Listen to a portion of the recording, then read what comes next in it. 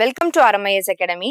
இன்னைக்கு நம்ம daily news நேவிகேட்டர்ல June 15th ஓட இம்பார்ட்டன்ட் நியூஸ் ஆர்டிகல்ஸ் பார்த்துடலாம். ஃபர்ஸ்ட் ஒரு பிரீஃப் ஆஃப் நியூஸ் பார்க்கலாம்.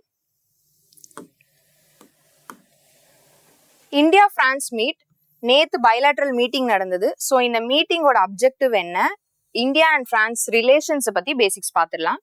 தென் திரிபுராவோட பைனாப்பிள் இதை எக்ஸ்போர்ட் ப்ரமோஷன் பண்றதுக்காக ஒரு புது மிஷன் கொண்டு வந்திருக்காங்க. அண்ட் திரிபுரா அண்ட் பைனாப்பிளோட இம்பார்ட்டன்ஸ் பார்க்கலாம். Next dancing girl. இந்த டான்சிங் கேர்ள் ஸ்டாச்சு நம்ம ஹிஸ்டரியில மொஹஞ்சதாரோல இண்டஸ் வேலி சிவிலைசேஷன்ல கண்டுபிடிக்கப்பட்டதுன்னு பார்த்திருப்போம். ஸோ அதை NCERTல ரெப்ரசென்ட் பண்றதுல ஒரு இஷ்யூ பெருசா தேவையில்லை. பட் இந்த டான்சிங் கேர்ள் பத்தி நம்ம ப்ரிலிம்ஸ் பேசிக் ஃபேக்ட்ஸ் பார்த்துக்கலாம். Next dengue vaccine. ஸோ இந்த டெங்கு வேக்சின் பிரேசில்ல வேக்சினேஷன் ப்ரோக்ராம் பண்ணிட்டு இருக்கும்போது ஒரு இஷ்யூ ஸ்டாப் பண்ணிட்டாங்க. அதுல இந்தியாவுக்கு என்ன கன்சர்ன்னா, அங்குள்ள டெங்கு வேக்சினும் இங்க இந்தியாவில நம்ம வச்சிருக்கிற டெங்குக்கு டெவலப் பண்ணிட்டு இருக்கிற வேக்சினும் சிமிலரா இருக்கு. ஸோ அந்த பிரச்சனை இங்கேயும் வருமா அப்படின்ற ஒரு கன்சர்ன் இருக்கு. ஸோ அது என்னன்றத பார்க்கலாம். Next Indian seafarers. ரீசெண்டா ஒரு 3 சீஃபாரர்ஸ் ஃப்ரம் இந்தியா இறந்துட்டாங்க. US அட்டாக் பண்ண மர்ச்சன்ட் வெசல்ல அவங்க இருந்தாங்க. ஸோ அதை பத்தின நியூஸ் தான் இது. Next Dongfeng 27 missile.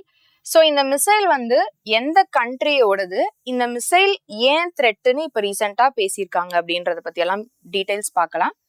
Next basmati rice exports fall ஆக ஆரம்பிச்சிருக்கு லாஸ்ட் 2 monthsல. என்ன ரீசன், பாஸ்மதி ரைஸ் மேஜரா நம்ம எந்த கண்ட்ரீஸ்க்கு எக்ஸ்போர்ட் பண்றோம், இந்த மாதிரி டீடைல்ஸ் எல்லாம் பார்க்கலாம். Next drop shipping. ஸோ இந்த drop shipping one of the models in e-commerce. So அந்த டிராப் ஷிப்பிங்னா என்ன, இது 2026 ப்ரிலிம்ஸ்ல வந்த டாபிக். அதை பத்தின ஒரு ஆர்டிகிள் இருந்தது, அதோடைய டீடைல்ஸ் பார்க்கலாம். தென் FCNRB ஸ்கீம். இது ஃபாரின் கரன்சி இன்ஃப்ளோவை அதிகம் பண்றதுக்காக RBI ரீசெண்டா ஒரு ஸ்கீம் கொண்டு வந்திருக்காங்க. ஸோ அந்த ஸ்கீமை பத்தி நம்ம புரிஞ்சுக்கலாம் basics. Next India and China joint UNESCO nomination. So joint nomination ஒரு ப்ராசஸ் யுனெஸ்கோல இருக்கு. அண்ட் இந்தியா அண்ட் சைனா எதற்காக இதை இப்போ ப்ராசஸ் பண்ணிட்டு இருக்காங்க, இதெல்லாம் நம்ம தெரிஞ்சுக்கலாம். ஃபர்ஸ்ட் நியூஸ் பாருங்க. Modi Macron talks stress economic security. So India and France G7 meeting and other மீட்டிங்ஸ்க்கு போகும்போது இப்போ பைலேட்ரல் மீட்டிங் நேத்து நடந்துச்சு. இந்த மீட்டிங்ல நிறைய விஷயங்கள் பத்தி பேசியிருக்காங்க. ஸோ GS2 இன்டர்நேஷனல் ரிலேஷன்ஸ்ல அதெல்லாம் என்னன்றத பார்க்கலாம். இந்தியா அண்ட் பிரான்ஸ் பேசிக்கா ஸ்பெஷல் குளோபல் ஸ்ட்ராட்டஜிக் பார்ட்னர்ஷிப். நம்ம நிறைய டைப்ஸ் ஆஃப் பார்ட்னர்ஷிப் பார்த்துருக்கோம். ஸோ அதுல இது இந்தியா அண்ட் பிரான்ஸ்க்கு நடுவில் ஸ்பெஷல் குளோபல் ஸ்ட்ராட்டஜிக் பார்ட்னர்ஷிப் இருக்கு. பிரான்ஸ் கூட தான் நம்ம first western country to have a strategic partnership agreement. So இந்த பார்ட்னர்ஷிப் ஸ்டேட்டஸ் தெரிஞ்சு வச்சுக்கோங்க. Next horizon 2047 agreement. இந்த அக்ரிமெண்ட் நீங்க முன்னாடியே நியூஸ்ல பார்த்திருப்பீங்க, லாஸ்ட் இயரே நம்ம பேசியிருப்போம். ஹரிசான் 2047 இந்தியா அண்ட் பிரான்ஸ்க்கு நடுவுல லாங் டேர்ம்ல நம்மளுடைய பைலேட்ரல் ரிலேஷன்ஸ் எப்படி இருக்க போகுதுன்றத சொல்ற ஒரு விஷன் டாக்குமெண்ட். இது ஓவர் ஆர்க்கிங்கா எல்லா விஷயத்தையும் பத்தி பேசியிருக்கோம். இந்தியா பிரான்ஸ் ரிலேஷன் எப்படி இருக்கும்ன்றத, ஓகேவா. ஆனா இந்த மீட்டிங்ல இப்ப சொன்னது இனோவேஷன் ரோட் மேப் 2030. இதுக்குள்ள பர்டிகுலரா இந்த விஷன் ப்ராட்னு வச்சுக்கோங்க. அந்த விஷனுக்கு கீழே பர்டிகுலரா டெக்னாலஜி ஃபோக்கஸ்டா ஸ்டார்ட் அப் எக்கோசிஸ்டம் பத்தி, செமிகண்டக்டர் பத்தி, ஹையர் எஜுகேஷனல் இன்ஸ்டிடியூஷன்ஸ் இதெல்லாம் பத்தி பேசியிருப்பாங்க. அது இனோவேஷன் ரோட் மேப் 2030. ஸோ இது ரெண்டுத்தையும் கன்ஃபியூஸ் பண்ணிக்காதீங்க. இது முன்னாடியே வந்தது, இது இப்ப இந்த மீட்டிங்ல கொண்டு வந்தாங்க. நெக்ஸ்ட் பாரத் இனோவேட்ஸ் 2026. இது ஒரு ஈவெண்ட். இந்தியாவுக்கு வெளியே போய் ஃபர்ஸ்ட் டைம் ஒரு டீப் டெக் ஈவெண்ட் இவ்வளோ பெருசா ஹோஸ்ட் பண்ணது இதான் ஃபர்ஸ்ட் டைம். ஸோ இதுல நிறைய higher educational institutions and start ups feature பண்ணியிருப்பாங்க, ஓகேவா. பாரத் இனோவேட்ஸ் 2026 இதுவுமே டெக்னாலஜி ரிலேட்டடான டீப் டெக் ஈவெண்ட் தான். இதையும் தெரிஞ்சுக்கணும். இனோவேட்ஸ் இருக்கிறதுனால இன்னொரு ஒரு ஃபேக்ட் சொல்றேன். 2026 இந்தியாவும் பிரான்ஸும் இயர் ஆஃப் இனோவேஷனா செலிப்ரேட் பண்றாங்க. ஸோ அதுக்கு கீழே தான் இதையும் பண்ணியிருக்கிறாங்க. நெக்ஸ்ட் நம்ம என்னெல்லாம் பேசியிருக்கிறோம்னா, we need to double our bilateral trade within a 5-year timeline. அடுத்த 5 வருஷத்துக்குள்ள இப்ப எவ்வளவு ட்ரேட் இருக்கோ அதை டபுள் பண்ணணும். ஸோ அதுக்கு என்னெல்லாம் பண்ணணும் அப்படின்னு பேசுறாங்க. Next economic security dialogue. இது ஒரு புது டயலாக். பைலேட்ரல் டயலாக்ல இந்தியா அண்ட் பிரான்ஸ்க்கு நடுவில் புதுசா ஒரு டயலாக் ஸ்டார்ட் பண்றோம். அது பேரு எக்கனாமிக் செக்யூரிட்டி டயலாக். இதுல எதை பத்தி பேசுவாங்க அப்படின்னா, supply chain resilience and critical மினரல்ஸை பத்தி பேசுறதுக்கான ஒரு டயலாக் தான் இந்த economic security dialogue. Supply chain resilience and critical minerals.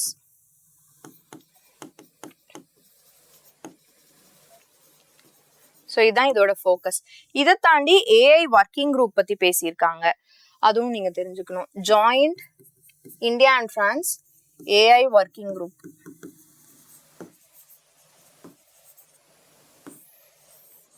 So பல ஏரியால டெக்னாலஜி அண்ட் எக்கனாமியை வந்து இன்டகிரேட் பண்றதுக்காக, ப்ரமோட் பண்றதுக்காக, இன்னும் எக்ஸ்போனென்ஷியலா எடுத்துட்டு போறதுக்காக இந்தியா அண்ட் பிரான்ஸ் நிறைய பேசியிருக்கிறோம். ஸோ இதெல்லாம் இந்த மீட்டிங்கோட அவுட்கம். நெக்ஸ்ட் டாபிக், இந்தியன் எக்கனாமில GS3 இந்தியன் எக்கனாமில அக்ரிகல்ச்சர் கீழே நம்ம வந்து ஹார்டிகல்ச்சர் பைனாப்பிள் பார்க்கலாம். Make way for the queen, Tripura eyes global status for state fruit. So திரிபுராவோட ஸ்டேட் ஃப்ரூட் என்னது? பைனாப்பிள். அந்த பைனாப்பிள்ல அங்க முக்கியமா 2 டைப்ஸ் வளர்க்குறோம், queen pineapple and Kew pineapple. இந்த 2 டைப் ஆஃப் பைனாப்பிள் வந்து உங்களுக்கு திரிபுரால வளருது. இதுல இந்த குவீன் பைனாப்பிள் வந்து திரிபுராவோட ஸ்டேட் ஃப்ரூட் அண்ட் இதுக்கு GI டேகும் இருக்கு. இந்த குவீன் பைனாப்பிள்ல வந்து ஒரு டிஸ்டிங்க்ட் கோல்டன் எல்லோ ஹியூ இருக்கும் அண்ட் அது வந்து ரொம்பவே ஸ்வீட்டா டெலிஷியஸா இருக்கும், கிரன்ச்சியா இருக்கும். நேரா நம்ம சாப்பிட்றோம்ல பைனாப்பிள், அந்த மாதிரி இருக்கும். இந்த கியூ பைனாப்பிள் வந்து மோஸ்ட்லி உங்களுக்கு கேனிங் பர்பசஸ்க்காக யூஸ் பண்ணுவோம். இது மோஸ்ட்லி எக்ஸ்போர்ட் பண்றோம், இதுவும் அதிகமா எக்ஸ்போர்ட் பண்றோம். ஆனா இது வந்து ரொம்ப நம்ம ஃப்ரூட்டாவே டைரக்டா கன்சியூம் பண்ற மாதிரி இருக்கிற டெலிகசி வந்து இந்த குவீன் டைப் ஆஃப் பைனாப்பிள். இப்ப ரீசெண்டா என்ன பண்ணிருக்காங்க, மிஷன் குவீன் பைனாப்பிள் அப்படின்னு ஒன்று ஸ்டார்ட் பண்ணியிருக்காங்க. திரிபுராவோட கவர்மெண்ட்டும் ministry of development of north east region, இவங்களும் திரிபுரா கவர்மெண்ட்டும் சேர்ந்து பண்ணியிருக்காங்க. இது வந்து ஒரு சென்ட்ரலி ஃபண்டட் ஸ்கீம் தான், சென்டர்ல இருந்து ஃபண்ட் வருது.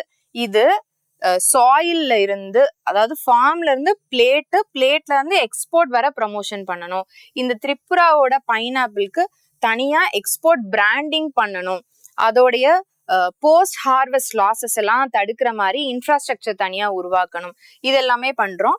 இது ஃப்ரூட்டோட மட்டும் நிறுத்தாம அதர் ஏரியாஸும் பாக்குறாங்க. புரோமிலைன், இந்த என்சைமை வந்து இந்த என்சைம் ப்ரொடக்ஷனுக்கும் யூஸ் பண்ண முடியும். அண்ட் தென் பினா ஃபைபர்னு இருக்கு. இந்த பினா ஃபைபர் வந்து பைனாப்பிளோட லீவ்ஸ்ல இருந்து எடுக்கிற ஒரு ஃபைபர். ஸோ இந்த ஃபைபரையும் நம்ம அடுத்தது ப்ரமோட் பண்ணலாம். நாட் ஜஸ்ட் ஃப்ரூட், இதை வந்து ஒரு ஹோலிஸ்டிக் வேல்யூ செயின் சிஸ்டமா மாற்றணும். ஃபார்மரோட இன்கமும் அதிகமாகணும், திரிபுராவோட எக்கனாமி, எக்ஸ்போர்ட் எக்கனாமி அதிகமாகணும். இது தனி பிராண்டா மாறணும் அப்படின்றதுக்காக இந்த ஸ்கீம் கொண்டு வந்திருக்காங்க. ஸோ இந்த குவீன் பைனாப்பிளுக்கு GI டேக் இருக்கிறது தெரிஞ்சுக்கோங்க. இது state fruit of Tripura. Next news, GS1 arts and கல்ச்சர்ல நம்ம இண்டஸ் வேலி சிவிலைசேஷன் கீழே தான் இந்த dancing girl statue, bronze dancing girl statue படிப்போம். ஸோ NCERT ஆர்ட் டெக்ஸ்ட் புக்ல டான்சிங் கேர்ள் கவர்ட் அப். இது என்னன்னா, இதுதான் ஒரிஜினல் டான்சிங் கேர்ள் ஸ்டாச்சு. ஓகேவா? இது ரீசெண்டா வந்த NCERT அப்டேட்டட் NCERT டெக்ஸ்ட் புக்ல ஒரு பேஜ்ல ஃப்ரண்ட்ல வந்து இந்த மாதிரி இருக்கு, ஆனா உள்ள அவங்களோட பாடி வந்து கவர்டா இருக்கு. ஆக்சுவலா இந்த பிரான்ஸ் டான்சிங் கேர்ள் வந்து நேக்கடா இருக்கிற மாதிரி தான் நம்மளுக்கு கிடைச்ச பிரான்ஸ் ஸ்டாச்சு இருக்கு. ஆனா அது வந்து மாறி இருக்கிறதுனால அது ஒரு இஷ்யூவா போகுது. பட் எனிவே நம்மளுக்கு இந்த பிரான்ஸ் ஸ்டாச்சுங்கிறது நம்ம ஏற்கனவே படிப்போம் இந்த டாபிக். இப்ப ரீசெண்டா கண்டுபிடிச்சனால, இந்த ரீசெண்டா இஷ்யூ வந்தனால அதுக்கு நம்ம ப்ரிலிம்ஸ் ரிலேட்டடா என்ன படிக்கணும்ன்றது பாருங்க. இது வந்து மொஹஞ்சதாரோல இருக்கும். மொஹஞ்சதாரோ பாகிஸ்தான்ல இருக்கு. மொஹஞ்சதாரோல தான் கண்டுபிடிச்சிருப்பாங்க. 1926ல ஏர்னஸ்ட் மக்கே அப்படின்றவர் கண்டுபிடிச்சிருப்பாரு இந்த ஸ்டாச்சுவை, பாகிஸ்தான்ல இருக்கிற மொஹஞ்சதாரோல. இப்ப அது வந்து டெல்லி மியூசியம்ல தான் இருக்கு, கரண்டா டெல்லி மியூசியம்ல இருக்கு. ஓகேவா? இது வந்து பிரான்ஸால் செய்யப்பட்ட ஸ்டாச்சு. இந்த பிரான்ஸை லாஸ்ட் வேக்ஸ் காஸ்டிங் டெக்னிக் மூலமா பண்ணியிருப்பாங்க. சாலிட் பிரான்ஸ்னால செஞ்சிருப்பாங்க. ஸோ இதெல்லாம் நீங்க தெரிஞ்சுக்கணும். பேசிக் ஃபேக்ட்ஸ் தான் நம்ம ப்ரிலிம்ஸ்ல படிக்கிறது. ஸோ இதை வந்தனால இன்னுமே இந்த ஏரியா உங்களுக்கு பேசிக்ஸ்ல important. Next topic, GS3 science and டெக்னாலஜில டெங்கி வேக்சின் பத்தி. So deaths in Brazil rise concern about India's dengue vaccine, DengiAll. So என்ன நியூஸ் அப்படின்னா, பிரேசில்ல வேக்சினேஷன் கேம்பெயின் நடந்துட்டு இருக்கு. பிரேசிலோட டெங்கி வேக்சின் பேரு பியூட்டன்டன் டிவி அப்படிங்கிறது. பியூட்டன்டன் டிவி. இந்த பியூட்டன்டன் டிவி வந்து பிரேசில்ல மாஸ் வேக்சினேஷன் பண்ணிட்டு இருக்கும்போது 2 பேர் அதனால இறந்துடுறாங்க. இந்த கன்சர்ன்னால அந்த வேக்சினேஷனை ஸ்டாப் பண்ணி வச்சுட்டாங்க. இதுல இந்தியாவுக்கு என்ன ப்ராப்ளம்னா, இந்தியாவும் இதே மாதிரி நம்ம ஒரு இண்டிஜினஸ் வேக்சின் டெவலப் பண்ணிட்டு இருக்கோம். அது பேரு டெங்கி ஆல். இந்த 2 வேக்சினுக்கும் காமனாலிட்டிஸ் இருக்கு. ஸோ இதனால வந்து பிரச்சனை வருதுன்னா நம்மளோட டெங்கி ஆல்னாலையும் பிரச்சனை வரும் அப்படின்றதுதான் கன்சர்ன். இந்த 2 வேக்சினுமே லைவ் பட் வீக்கண்ட், லைவ் அட்டென்யூட்டட் வேக்சின்னு சொல்லுவோம் இல்லையா, கில்டு வேக்சின் ஒன்று இருக்கு, இன்னொன்னு லைவ் வேக்சின். அது உயிரோட தான் இருக்கும், ஆனா அதோட விருலன்ஸை நம்ம கம்மி பண்ணி வச்சிருக்கோம், அது வந்து வீக் பண்ணி வச்சிருக்கிறோம்.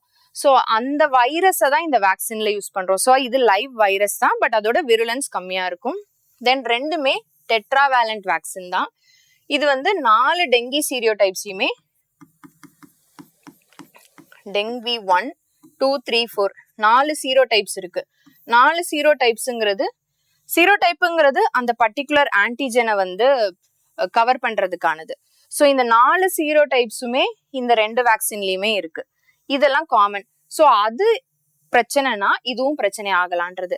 பட் எதனால இந்த கன்சர்ன் வந்திருக்கும்னு சொல்றாங்கன்னா, ஆன்டிபாடி டிபெண்டன்ட் என்ஹான்ஸ்மெண்ட் அப்படின்னு ஒரு ஃபினாமினன் இருக்கு. அப்படின்னா ஏற்கனவே இப்ப எனக்கு டெங்கு வந்திருக்கு, அந்த டெங்கினால எனக்கு வந்து ஆன்டிபாடி ப்ரொடியூஸ் ஆயிருக்குமா என் பாடியில, அந்த ஆன்டிபாடி புதுசா நீங்க இந்த வேக்சின்ல கொடுக்குற சீரோடைப்பை வந்து ரெக்கக்னைஸ் பண்ணாது. நியூட்ரலைஸ் பண்ணியிருக்கணும் யூஸ்வலா, ஆனா அது நியூட்ரலைஸ் பண்ணாம இருந்தனால எனக்கு புதுசா வந்து அந்த வைரஸ் வந்து என்ன அஃபெக்ட் பண்ணிருச்சு. ஸோ இந்த ப்ராசஸ் பேர் தான் ஆன்டிபாடி டிபெண்டன்ட் என்ஹான்ஸ்மெண்ட். என்னன்னா ஏற்கனவே எனக்கு இருந்த இன்ஃபெக்ஷன்ல இப்ப முன்னாடியே எனக்கு டெங்கி வந்திருக்கும், அதனால என் உடம்புல ஆன்டிபாடி இருக்கும். அந்த ஆன்டிபாடி புதுசா வந்த சீரோடைப்பை, இது புது வேரியண்டா இருந்திருக்கும், ஸோ அதை வந்து ரெக்கக்னைஸ் பண்ணி அதை நியூட்ரலைஸ் பண்ணாம விட்டுரும். ஸோ அந்த ப்ராசஸ் பேர் தான் இது. ஸோ பியூட்டன்டன் டிவிங்கிறது நம்ம பிரேசில்ல பார்த்த வெரைட்டி, இந்தியால நம்ம வந்து ப்ரொடியூஸ் பண்றது டெங்கி ஆல். இது தெரிஞ்சிருக்கணும். ஜென்ரலா டெங்கி பத்தி அது ஒரு RNA வைரஸ், அதோட வெக்டர் தெரிஞ்சுக்கோங்க. மஸ்கிட்டோ, இந்த மஸ்கிட்டோ பகல்ல தான் கடிக்கும், இந்த விஷயம்லாம் தெரிஞ்சிருக்கும். இந்த மஸ்கிட்டோ பேரு ஏடஸ் எஜிப்டஸ். அண்ட் இதுதான் காமனா இருக்கிற வெக்டர். அண்ட் ஆல்சோ ஏடஸ் ஆல்போபிக்டஸ்னு ஒன்று உண்டு. It can also cause dengue. ஓகேவா? டெங்கிக்கு ட்ரீட்மெண்ட் கிடையாது. பிளேட்லெட் கவுண்டை என்ஷூர் பண்றதுக்காகவும் பாடியில வந்து உங்களுக்கு ஹைட்ரேஷன் இருக்கிறது தான் ட்ரீட்மெண்ட்டா நம்ம கொண்டு போவோம். அதை என்ஷூர் பண்ணிட்டா கொஞ்ச நாள்ல பிளேட்லெட் அதுவே அதிகமாயிரும். ஸோ இதை தெரிஞ்சுக்கோங்க. Next news, can India protected seafarers in Gulf. So issue என்னன்னு ஃபர்ஸ்ட் தெரிஞ்சுக்கோங்க. இது நம்ம GS2 இன்டர்நேஷனல் ரிலேஷன்ஸ்ல தான் பார்ப்போம். USA ஸ்டேட் ஆஃப் ஹார்முஸ்ல இருந்த ஒரு மெர்ச்சன்ட் வெசலை அட்டாக் பண்ணியிருக்குது. இந்த மெர்ச்சன்ட் வெசல்ல 3 இந்தியன்ஸ் இருந்திருக்காங்க. அந்த இந்தியன்ஸ் வந்து இறந்துட்டாங்க. ஸோ இறந்தனால இப்போ நம்மளுடைய எக்ஸ்டர்னல் அஃபேர்ஸ் மினிஸ்டர் வந்து யூஎஸ்ல இருக்கிறவங்களை கூப்பிட்டு கண்டெம் பண்ணியிருப்பாங்க, ஸ்ட்ராங்கா கண்டெம் பண்ணியிருக்காங்க. ஸோ அதை பேஸ் பண்ணி இது என்ன சொல்றாங்கன்னா, இந்தியாவோட சீஃபாரர்ஸ்னா நம்மளுடைய நாட்டுல இருந்து அங்க மரைனரா போறாங்கல்ல கடல்ல, ஸோ அவங்கள ப்ரொடெக்ட் பண்ண முடியுமா அப்படின்னு கேக்குறாங்க. ஸோ என்ன விஷயம்னா, இந்தியாவோட சீஃபாரர்ஸ் வேர்ல்ட் ஃபுல்லா நிறைய இருக்காங்க. கல்ஃப் ரீஜன்ல மட்டுமே கிட்டத்தட்ட ஒரு 23,000 சீஃபாரர்ஸ் இருக்காங்க. இந்த சீஃபாரர்ஸ்ல வந்து இப்போ ஒரு ஷிப் இருக்குன்னா அந்த ஷிப்க்கு மேல ஒரு ஃபிளாக் இருக்குமா. இந்த ஃபிளாக் வந்து இந்த ஷிப் வந்து எந்த கண்ட்ரில ரெஜிஸ்டர் பண்ணியிருக்காங்களோ அந்த ஃபிளாக் தான் இதுல இருக்கும். இப்ப இந்த ஃபிளாக் இந்தியன் ஃபிளாகா இருந்தா இந்தியாவுக்கு இதுல வந்து முழு ரைட்ஸ் இருக்கு. ஓகேவா? ஆனா இவங்க இருந்த ஃபிளாக் வந்து இந்தியன் ஃபிளாக் இல்ல, இது வேற ஒரு கண்ட்ரி. ஃபிளாக்ஸ் ஆஃப் கன்வீனியன்ஸ் சொல்லுவோம். ஃபிளாக்ஸ் ஆஃப் கன்வீனியன்ஸ்னா எந்த நாட்டுல வந்து லா ரொம்ப ரெகுலேஷன் கம்மியா இருக்கோ அந்த மாதிரி நாடுகள்ல போயிட்டு ரெஜிஸ்டர் பண்ணி அந்த ஃபிளாக் வச்சுப்பாங்க. For example Panama, Liberia, African country. So இந்த மாதிரி கண்ட்ரிஸோட ஃபிளாக்ஸ் வச்சுக்கிட்டனால நமக்கு அதுல வந்து உரிமை நிறைய இல்லை. அண்ட் ஆல்சோ கான்ஃபிளிக்ட் ரீஜியன்ல ஒரு விஷயம் இந்த மாதிரி நடக்குதுன்னா இன்டர்நேஷனல் லாவுமே பெருசா இதை வந்து எதுவுமே பண்ண முடியாம இருக்கு. ஜென்ரலா நம்ம வந்து UNCLOS, united nation convention on laws of seas, இதை தான் பார்த்துருப்போம். மேரிடைம் லா இன்டர்நேஷனல் வாட்டர்ஸ்ல ஹை சீஸ்ல நடக்குதுன்னா இவங்க தான் கவர்ன் பண்ணுவாங்க. பட் இதுவுமே கான்ஃபிளிக்ட் ரீஜியன்ல இருந்துச்சுன்னா நம்மளுக்கு அவ்வளோ பவர் இல்லை. So can India protect its seafarers in கல்ஃப்னா இந்த விஷயத்துல நமக்கு ஆக்சுவலா ரைட்ஸ் இல்லை அப்படின்றத தான் இந்த ஆர்டிகல் சொல்லியிருக்காங்க. நெக்ஸ்ட் நியூஸ், GS2 இன்டர்நேஷனல் ரிலேஷன்ஸ்ல China's ability to launch direct missile strikes on Australia growing அப்படின்னு ஒரு ரிப்போர்ட் சொல்லுது. ஸோ ஒரு திங்க் டேங்க் இருக்கு, அந்த திங்க் டேங்க் வந்து லோவி இன்ஸ்டியூட், அவங்க வந்து ஒரு ரிப்போர்ட் ரிலீஸ் பண்றாங்க. சைனால ஒரு மிசைல் இருக்கு, அந்த மிசைல் பேர் வந்து டாங்ஃபெங் DF-27.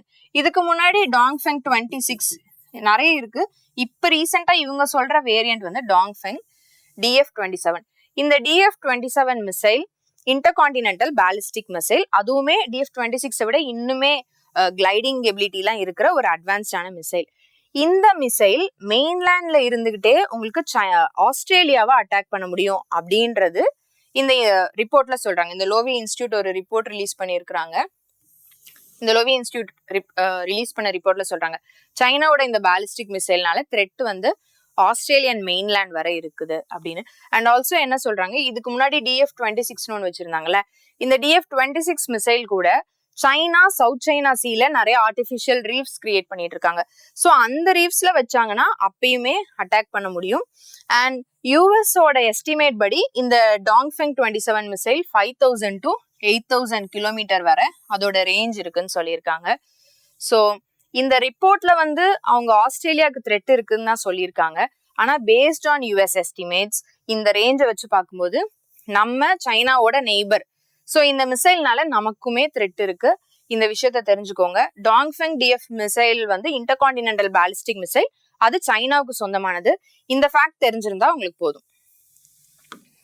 Next news, GS3 Indian எக்கனாமில எக்ஸ்போர்ட்ஸ் ரிலேட்டடான news. Basmati rice exports slipped nearly 25% in March, April amid West Asia tensions. So basmati rice எக்ஸ்போர்ட்ல இந்தியா தான் நம்பர் 1. ஓகேவா, ப்ரொடக்ஷன்லயும் எக்ஸ்போர்ட்லயும் இந்தியாவோட இண்டஸ் அண்ட் கேஞ்சஸ் ரிவர் வேலி பேசின்ஸ்ல அதிகமா பாஸ்மதி ரைஸ் ப்ரொடியூஸ் பண்றோம். அதிகமா எங்க பண்றோம்னா பஞ்சாப், ஹரியானா, வெஸ்டர்ன் யூபி, உத்தரகாண்ட், டெல்லி, ஹிமாச்சல் பிரதேஷ், ஜம்மு காஷ்மீர், இந்த ரீஜன்ல தான் அதிகமா நம்ம பாஸ்மதி ரைஸை ப்ரொடியூஸ் பண்றோம். ஸோ பாஸ்மதி ரைஸ்ங்கிறது லாங் கிரெயின்ட் அரோமேட்டிக் ரைஸ், இது தெரிஞ்சிருக்கும். அதுக்கு GI டேகும் இருக்கு. இந்தியாவோட பாஸ்மதி ரைஸ் அதிகமா எங்க எக்ஸ்போர்ட் பண்றோம் அப்படின்னா ஒரு ரீஜன், அந்த ரீஜன் வந்து Middle East or West Asian region. அங்க மெயினா எந்த கண்ட்ரீஸ் அதிகமா நம்மளோட பாஸ்மதி ரைஸை வாங்குறாங்கன்னு தெரிஞ்சுக்கணும். ஃபர்ஸ்ட் வந்து Saudi Arabia, next Iran, Iraq, UAE, Yemen. இவங்க தான் top 5 importers of Indian basmati rice. இதுல சவுதி அரேபியாவை தான் வால்யூம்லயும் சரி வேல்யூலயும் சரி அதிகமான அளவு பாஸ்மதி ரைஸ் இந்தியால இருந்து இம்போர்ட் பண்றாங்க. அண்ட் தென் UAE வந்து எப்படின்னா இங்க இருந்து நம்ம கிட்ட இருந்து வந்து அவங்க இம்போர்ட் பண்ணி அந்த இடத்துல ரீஎக்ஸ்போர்ட் பண்ணுவாங்க. ஸோ அதுல வந்து UAE முக்கியமான பிளேஸ்ல இருக்காங்க. இப்ப இந்த வெஸ்ட் ஏஷியன் டென்ஷன் நடந்துகிட்டு இருக்கிறனால நம்ம கிட்ட இருந்து பாஸ்மதி ரைஸ் எக்ஸ்போர்ட் ஆகுறதே கம்மியாயிருச்சு. And now Jordan,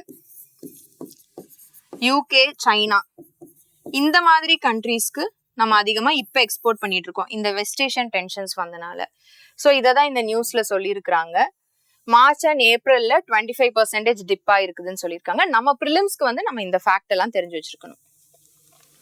next news, GS3 Indian எக்கனாமில ட்ரேட் ரிலேட்டடான ஒரு டாபிக் தான். What is drop shipping and what are the risk for online shoppers. So இது ஏன் முக்கியம் அப்படின்னா இந்த கொஸ்டினை பாருங்க. இது 2026 ப்ரிலிம்ஸ்ல வந்த கொஸ்டின். இந்த கொஸ்டின் வந்து என்ன சொல்லுது, இ-காமர்ஸ் ரெவென்யூ மாடல் ஒரு இதை பத்தி பேசுது. ஸோ இதுக்கு ஆன்சர் வந்து ட்ராப் ஷிப்பிங் மாடல். அதை தான் இந்த நியூஸ்ல டீட்டெயிலா எக்ஸ்பிளைன் பண்ணியிருக்காங்க. ஸோ அது ட்ராப் ஷிப்பிங் மாடல்னா என்னன்னு தெரிஞ்சுக்கோங்க. இப்போ நம்ம வந்து ஒரு செல்லர் இல்லை, இப்போ நான் இருக்கிறேன், நான் ஒரு ப்ராடக்டை விற்கிறேன். என்னோட ப்ராடக்டை நான் அமேசான்லயோ இன்ஸ்டாகிராம்லயோ லிஸ்ட் பண்றேன். இப்ப நீங்க வந்து என்கிட்ட ஆர்டர் பிளேஸ் பண்றீங்க, ஆனா என்கிட்ட இன்வென்ட்ரி கிடையாது, நான் இந்த ப்ராடக்ட்ஸ் எல்லாம் வைக்கல. இன்னொருத்தங்க இருப்பாங்க, ஒரு செல்லரோ அவங்க ஒரு குடோன் வச்சு மொத்தமா மேனுஃபேக்சரிங் பண்றாங்க, அவங்க கிட்டதான் நானும் ஆர்டர் பிளேஸ் பண்ணுவேன். அந்த செல்லர் டைரக்டா உங்களுக்கு அனுப்பிடுவாங்க. இன்வென்ட்ரி என்கிட்ட இருக்காது, நானும் உங்களுக்கு டைரக்டா அனுப்ப மாட்டேன். நீங்க கொடுக்குற ஆர்டரை மட்டும்தான் டைரக்டா நான் உங்ககிட்ட பிளேஸ் பண்ணுவேன், அவங்க தான் உங்களுக்கு அனுப்புவாங்க. ஓகேவா? இதுதான் இந்த டிராப் ஷிப்பிங் மாடல். ஸோ இவங்க தான் customer places an order to the seller. இந்த செல்லர் வந்து சப்ளையர் கிட்ட ப்ராடக்ட் பர்ச்சேஸ் பண்ணி டைரக்டா கஸ்டமர் கிட்ட கொடுத்துட்றாங்க. ஓகேவா?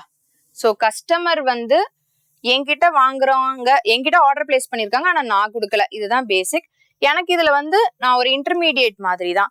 இதுல எனக்கு ப்ராஃபிட் எங்க இருந்து வரும் அப்படின்னா, செல்லர் ஒரு பிரைஸ் வச்சிருப்பாங்க, நான் ஒரு பிரைஸ் சார்ஜ் பண்ணியிருப்பேன். இதுதான் என்னுடைய ப்ராஃபிட். இது வந்து நிறைய உங்களுக்கு இன்டர்மீடியட் ஆன்லைன் பிளாட்ஃபார்ம்ஸ்ல இந்த மாதிரி பண்ணிட்டு இருக்காங்க.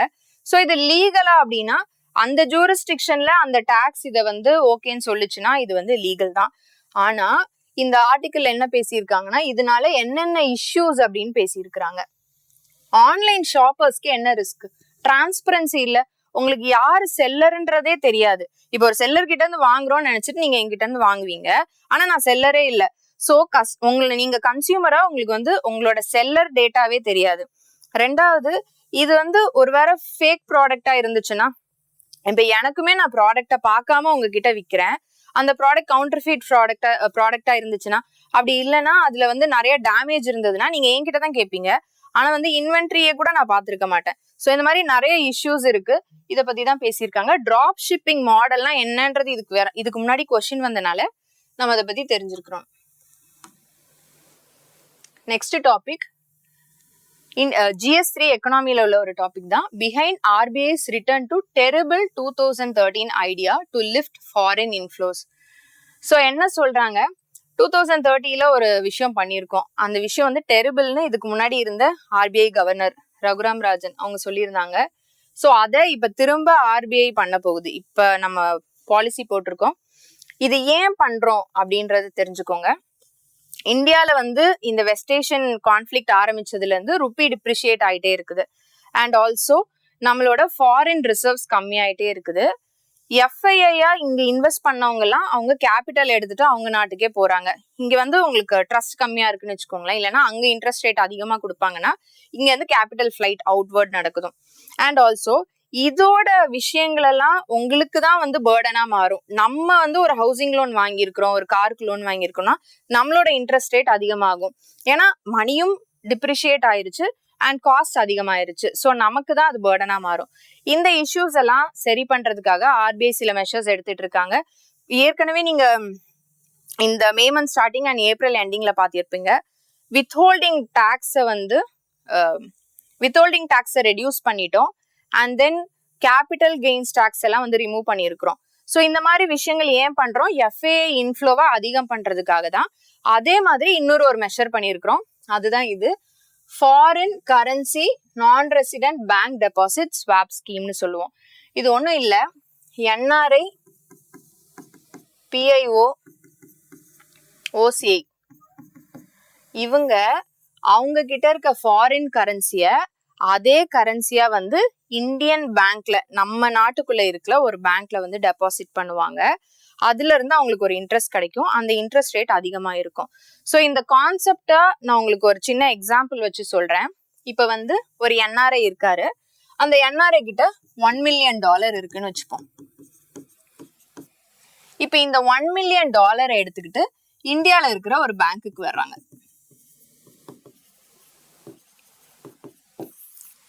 இந்த பேங்க்ல வந்து சொல்றாங்க நான் இன்வெஸ்ட் பண்ண போறேன்ட்டு.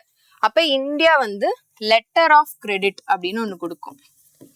யூஸ்வலா இந்தியன் பேங்க்ஸ் வந்து லெட்டர் ஆஃப் கிரெடிட் கொடுக்க மாட்டோம், நம்ம ஒரு கேரண்டி மாதிரி கொடுக்க மாட்டோம். ஆனா இதை ஏன் கொடுக்குறோம்னா, இத இன்னும் அதாவது FII இன்ஃப்ளோஸ் அதிகமாகணும், அதை என்கரேஜ் பண்ணணுங்கிறதுக்காக நம்ம ஒரு எக்ஸம்ஷன் மாதிரி வச்சு இந்த ஸ்கீமுக்காக கொடுக்குறோம். ஜென்ரலா இந்தியால லெட்டர் ஆஃப் கிரெடிட் கொடுக்க மாட்டோம். ஸோ இந்தியன் பேங்க் வந்து லெட்டர் ஆஃப் கிரெடிட் கொடுக்குறாங்க, அதாவது ஒரு கேரண்டி மாதிரி. இப்போ நீங்க டெபாசிட் பண்ற காசை கேரண்டியா மெச்சூரிங் பீரியட் முடிஞ்சதுக்கு அப்புறம் உங்களுக்கு இன்ட்ரெஸ்டோட நாங்க திரும்ப தந்துருவோம் அப்படின்றது. ஓகேவா? ஸோ இந்த லெட்டர் ஆஃப் கிரெடிட் எடுத்துட்டு இவங்க எங்க போறாங்கன்னா அவங்களோட இப்ப யூஎஸ்லயோ யூரோப்லயோ அவங்களோட பேங்க்குக்கு போறாங்க. அங்க போய் நம்மளோட லெட்டர் ஆஃப் கிரெடிட்டா காட்டுறாங்க. இந்த லெட்டர் ஆஃப் கிரெடிட்டை காட்டி அங்க இருந்து கடன் வாங்குறாங்க. அங்க இருந்து ஒரு $10 million கடன் வாங்குறாங்கன்னு வச்சுப்போம். $10 million கடன் வாங்கிட்டாங்க. இப்ப இந்த கடனுக்கு இவங்க ஒரு இன்ட்ரெஸ்ட் ரேட் சார்ஜ் பண்ணுவாங்க. கிட்டத்தட்ட மித்த கண்ட்ரீஸ்ல ஒரு 4% இன்ட்ரெஸ்ட் ரேட் சார்ஜ் பண்றாங்க. ஓகேவா? அந்த இதை எடுத்துட்டு வந்து அவங்க மறுபடியும் இந்தியன் பேங்க்லயே டெபாசிட் பண்றாங்க. இந்த 1 million அவங்க கிட்ட இருக்கு, இந்த 10 million இருக்கு. ஸோ மொத்தமா அவங்க $11 million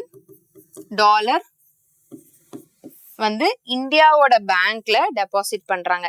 இதுக்கு நம்ம வந்து ஒரு இன்ட்ரெஸ்ட் ரேட் கொடுக்குறோம். எஃப்டி மாதிரி ஒரு 3 to 5 years மினிமம் டேர்ம் மாதிரி வச்சு போடுறாங்க. ஸோ 3 yearsக்கு ஒரு இன்ட்ரெஸ்ட் ரேட், 4னா ஒரு இன்ட்ரெஸ்ட் ரேட், அந்த மாதிரி நம்ம ஒரு கேட்டகரி வச்சிருக்கிறோம். பட் ஆவரேஜா பாத்தீங்கன்னா 6 to 6.6% கிட்ட இந்த எஃப்டிக்கு நம்ம இன்ட்ரெஸ்ட் ரேட் கொடுக்குறோம். ஸோ 3 years முடியுது. இந்த 3 years முடிஞ்ச உடனே கிட்டத்தட்ட ஒரு $13.1 million இவ்வளோ அவங்களுக்கு கிடைக்குது. இப்போ இதை எடுத்துட்டு இவங்க இதை வந்து அடைக்கணும் இல்லையா? $10 million இப்ப ஃபாரின்ல இருந்து வாங்கியிருப்பாங்க. அதுக்கு இன்ட்ரெஸ்டோட சேர்த்து அவங்க அடைக்கும் போது ஒரு $11 million அடைச்சிட்டாங்கன்னு வச்சுப்போம், இன்ட்ரெஸ்டோட சேர்த்து. ரிமைனிங் இவங்க கிட்ட ஒரு $1.7 million, கிட்டத்தட்ட ஒரு $2 million இருக்கும். ஒரு $2 million இருக்கு. இந்த $2 million $1 million அவங்க ஏற்கனவே வச்சுக்கிட்டாங்க. $1 million ப்ராஃபிட்டா மட்டும் கிடைக்குது. கிட்டத்தட்ட ஒரு 0.8 to $1 million ப்ராஃபிட்டா மட்டும் கிடைக்கும். ஸோ ஒரு எஃப்டில போட்டு ஈக்விட்டியில போட்டா உங்களுக்கு என்ன ரிட்டர்ன் வந்திருக்குமோ அவ்வளோ ப்ராஃபிட் எஃப்டில இருந்து வருதுன்னா டெஃபினட்டா ஃபாரின்ல இருந்து உள்ளவங்க இங்க வந்து இன்வெஸ்ட் பண்ணுவாங்க. இதுதான் பேசிக்ஸ். இதுக்காக தான் இந்த ஸ்கீமை கொண்டு வந்திருக்காங்க. ஸோ சிம்பிளா சொல்றேன், இப்ப ஃபாரின்ல உள்ளவங்களுக்கு ரிட்டர்ன்ஸ் வேணும், காசு நிறைய வச்சிருக்காங்க, ரிட்டர்ன் வேணும். அந்த ரிட்டர்ன் வந்து அவங்களோட கண்ட்ரியில விட நம்ம அதிகமா கொடுக்குறோம். ஸோ அதை கேரண்டி வேற பண்ணனால அவங்க கண்ட்ரியில வந்து அதை கடனா வாங்கிட்டு வந்து நம்ம பேங்க்ல டெபாசிட் பண்ணி இங்க இருந்து அதிக இன்ட்ரெஸ்ட் வாங்கி அந்த கடனையும் அடைச்சு அவங்க முதல்ல போட்ட ஒரு ப்ரீமியம் அமௌண்ட்டையும் எடுத்துட்டு மீதி இன்ட்ரெஸ்ட் ரேட்டும் அவங்களுக்கு நல்லா இருக்கு. ஸோ இதன் மூலமா நிறைய எஃப்ஐஐ இன்ஃப்ளோ ஆகும். அதுக்காக தான் இந்த ஸ்கீமை கொண்டு வந்திருக்காங்க. இதுல நீங்க ஒண்ணு தெரிஞ்சுக்கணும், இப்ப டாலர்ல வாங்கிட்டு வராங்கன்னா டாலராவே இன்வெஸ்ட் பண்ணுவாங்க. அவங்களுக்கு வந்து இன்ட்ரெஸ்ட் ரேட்டும் டாலராவே கொடுத்துருவாங்க. இதுல ஏதாவது ருப்பி இன்னுமே டிப்ரிஷியேட் ஆகி அவங்களுக்கு எக்ஸ்சேஞ்ச் ரேட் ரிஸ்க் வந்துச்சுன்னா அது ஆர்பிஐ பொறுப்பேற்றுக்கும் இந்த ஸ்கீமுக்கு கீழே. So we encourage foreign investors to invest in India. Invest கூட இல்ல, நம்மளுடைய பேங்க்ல வந்து அவங்களுடைய அமௌண்ட்டை பார்க் பண்றாங்க. ஸோ இதனால என்ன ஆகும், ஃபாரெக்ஸ் ரிசர்வ்ஸ் வந்து அதிகமாகும். ஃபாரெக்ஸ் ரிசர்வ்ஸ் அதிகமானாலே இப்ப நம்ம கிட்ட இருக்கிற எக்கனாமிக் இன்ஸ்டெபிலிட்டி வந்து கொஞ்சம் மேனேஜ் பண்ண முடியும். இதுதான் news. So foreign currency non resident bank deposit swap scheme இது பேரு. இதோட பேசிக்ஸ் புரிஞ்சுக்கும். ஆர்பிஐ இதை இன்ட்ரடியூஸ் பண்ணியிருக்கிறாங்க. பர்பஸ் என்னன்னா எஃப்ஐஐ இன்ஃப்ளோஸை அதிகம் பண்ண. ஃபாரின் கரன்சி இன்ஃப்ளோஸ் நமக்கு அதிகமா தேவைப்படுது இப்போ. Next news GS1 arts and கல்ச்சர்ல உள்ள நியூஸ் தான். India China in talks over joint UNESCO nomination of Hiuen Tsang's work. So Hiuen Tsang அப்படின்றவர் நம்ம வந்து ஏன்ஷியன்ட் இந்தியால படிச்சிருப்போம். இந்தியாவுக்கு வந்த ஒரு Chinese monk and Buddhist philosopher. இவர் இங்க வந்து ஒரு 19 years இருந்திருப்பாரு. 7th century AD பீரியட்ல வந்திருப்பாரு. 7th centuryல இந்தியால எந்த டைனஸ்டி இருக்கும், வர்தனா டைனஸ்டி, ஹர்ஷவர்தனா கிங் பீரியட்ல இவங்க வந்திருப்பாங்க. ஸோ ஒரு 19 years இந்தியால இருந்தாங்க. இவங்க இங்க இருக்கும்போது இங்க உள்ள religious life, economic life, social life, இது கல்ச்சுரல் லைஃப், இது எல்லாத்தையுமே அவங்க ரெக்கார்ட் பண்ணியிருப்பாங்க. ஸோ அந்த ரெக்கார்ட் பண்ண அவங்களுடைய ஒர்க் பேரு the great Tang records of the western region. இல்ல தெரியுதான்னு தெரியல, the great Tang records of the western region. So இது இவங்களோட ரெக்கார்ட். இத நம்ம வந்து யுனெஸ்கோ இன்டான்ஜிபிள் ஹெரிட்டேஜ் லிஸ்ட்ல ஜாயின் பண்ணலாம் அப்படின்றத ஒரு பிளான் இருக்கு. ஆனா சைனால இருந்து வந்தனால இவர் எழுதிட்டு சைனாக்கு போயிட்டாருல்ல. ஸோ சைனாவும் அதை கிளைம் பண்ணும், இந்தியாவில் பண்ணனால இந்தியாவும் அதை கிளைம் பண்ணும். ஆனா இதுல என்ன இஷ்யூனா உங்களுக்கு யுனெஸ்கோக்கு கீழே ஒரு லிமிடேஷன் இருக்கு. இப்ப யுனெஸ்கோல 2 வருஷம் சைக்கிளுக்கு ஒரு வாட்டி யுனெஸ்கோ ஹெரிடேஜ் லிஸ்ட்டை நம்ம கொடுக்க முடியும். ஒரு கண்ட்ரியால மேக்சிமம் 2 டோசியர்ஸ் தான் கொடுக்க முடியும். டோசியர்னா இதை பத்தின ஒரு டீடைல்டான டாக்குமெண்ட், ஓகேவா? ஸோ அவர் 2 டாக்குமெண்ட் தான் ப்ரொடியூஸ் பண்ண முடியும். அப்படிங்கும்போது 2 கண்ட்ரியும் இதை வந்து ஒரு டைம் கிளைம் பண்ணோம்னா அதுலயே ஒண்ணு போயிருமா? ஸோ இது 2 கண்ட்ரிஸ்க்குமே நெகட்டிவ். அதனால இந்தியாவும் சைனாவும் ஒரு கோஆபரேஷனுக்கு வந்து இன்னொரு விஷயம் பண்றாங்க. அது என்னன்னா ஜாயிண்ட் நாமினேஷன். யுனெஸ்கோக்கு கீழே ஜாயிண்ட் நாமினேஷன் ஒரு ப்ராசஸ் இருக்கு. அந்த ப்ராசஸ்ல இந்த மாதிரி 2 டாசியர் தான் இருக்கணும் அப்படின்ற ஒரு லிமிடேஷன் இல்ல. ஸோ ஒரு டாசியர் வந்து ஒரு கண்ட்ரி வந்து அதை லீட் பண்ணுவாங்க, இன்னொரு கண்ட்ரி சப்போர்ட் பண்ணுவாங்க. இந்த கேஸ்ல சைனா லீட் பண்றாங்க, இந்தியா சப்போர்ட் பண்றாங்க. ஸோ நம்மளுக்கு அந்த லிஸ்ட்ல நம்ம இதை வந்து ஆட் பண்ணணும். இதுதான் நம்மளோட மெயின் திங். அதை பண்ண முடியும் அப்படின்னு சொல்றாங்க. ஸோ இதுக்கு முன்னாடி இதே மாதிரி இஷ்யூ வந்தது. என்னன்னா சோவா ரிக்பாங்கிறது வந்து ஒரு ட்ரெடிஷ்னல் மெடிசன் சிஸ்டம். இந்த மெடிசன் சிஸ்டம் வந்து டிபெட்டியன் பிளாட்டூ அந்த ரீஜன்ல உள்ளது. பட் இந்தியாலையும் ப்ராக்டிஸ் பண்றோம். ஸோ 2 கண்ட்ரீஸுமே இதுக்கான நாமினேஷனை பண்ணியிருப்போம். ஸோ இந்த லிமிடேஷன் இருக்கு இல்லையா, ஒரு கண்ட்ரி 2 தான் பண்ண முடியும், அதனால இஷ்யூ வந்தது. அதுக்காக தான் இப்போ பிரிக்ஸ் கல்ச்சுரல் ஒர்க்கிங் குரூப், பிரிக்ஸோட சேர் இந்த வருஷம் இந்தியா தான். அதுல பிரிக்ஸ் கல்ச்சுரல் ஒர்க்கிங் குரூப் நடந்துட்டு இருக்கு. அப்ப நம்மளுடைய ஷேர்டு ஹெரிட்டேஜ் நிறைய இருக்கும். இதெல்லாமே இப்பதான் நம்ம கண்ட்ரிஸா தனித்தனியா பிரிச்சிருக்கிறோம். முன்னாடி எல்லாமே ஒன்னா அந்த ப்ராப்பர் அந்த பார்டர்ஸ் இல்லாம தானே இருந்துச்சு. ஸோ எல்லா கண்ட்ரிஸ்க்கு நடுவிலையும் ஷேர்டு ஹெரிட்டேஜ் இருக்கு. இப்ப இந்தியா அண்ட் ஈரான் பாத்தீங்கன்னா பஞ்சதந்திரா, நம்ம பஞ்சதந்திர கதைகள் அப்படின்னு படிச்சிருப்போம் இல்லையா, அந்த பஞ்சதந்திரா ஃபேபிள்ஸ் வந்து இந்தியா அண்ட் பர்ஷியன் இது 2த்துக்குமே லிங்க் இருக்கு. அதே மாதிரி இன்னும் ஒரு 2-3 விஷயங்கள் சொல்லியிருப்பாங்க. நிறைய கண்ட்ரீஸ்குள்ள வந்து உங்களுக்கு ஷேர்டு ஹெரிட்டேஜ் இருக்கு. இந்த பிரிக்ஸ் கண்ட்ரீஸ்குள்ளே South Africa, India and South Africa வந்து இதே மாதிரி வச்சுக்கோம் ஷேர் ஹெரிட்டேஜ். ஸோ இப்படி இருக்கும்போது நம்ம இந்த ஜாயிண்ட் நாமினேஷன் பண்ணிக்கலாம் அப்படின்ற ஒரு ப்ரொவிஷன் இருக்கு. அதை ஹியான்ஸ்வாங்கோட the great Tang records of the western ரீஜியன்ஸ்க்கு இந்தியா அண்ட் சைனா பண்றோம். ஸோ இது 2 தான் உங்களுக்கான ப்ராக்டிஸ் கொஸ்டின்ஸ். ஒன்று வந்து with respect to Tripura queen pineapple statement read பண்ணுங்க, எந்த ஆன்சர்னு கரெக்டாக கமெண்ட் பண்ணுங்க. And also question 2 with respect to Hiuen Tsang யாரோட பீரியட்ல வந்து இந்தியாவுக்கு வந்தாங்கன்ற ஒரு question. So please comment and ஏதாவது டவுட் இருந்தாலும் கேளுங்க. Hope this video is useful for you. Thank you.